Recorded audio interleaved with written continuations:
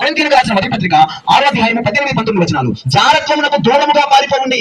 జారత్వానికి దూరంగా పారిపోమని దేవుని వాక్యం చెప్తుంది. జారత్వం అంటే పెళ్లి కాకముందు జరిగేదాన్ని జారత్వం అంటారు. పెళ్ళైన తర్వాత జరిగించేదాన్ని వ్యభిచారం అంటారు. ఏమంటారండి? పెళ్లి కాకముందు జరిగేదాన్ని జారత్వం అంటారు. పెళ్లి జరిగిన తర్వాత వేరొకరితో సంబంధం పెట్టుకోవడాన్ని వ్యభిచారం అంటారు. జారత్వానికి దూరంగా పారిపోరా కుర్రాడా, జారత్వానికి దూరంగా పారిపోవమ్మా చెల్లమ్మా అని చెప్పి దేవుని వాక్యం చెప్తుంది. అంటే పెళ్లి కాకుండా ఇంకొక స్త్రీని చూడొద్దు, పెళ్లి కాకుండా ఇంకొక పురుషుని చూడొద్దు, దేవునికి పాపము చేయొద్దు అని చెప్పి పాపానికి దూరంగా వెళ్ళిపోమని చెప్తూ ఉన్నాడు.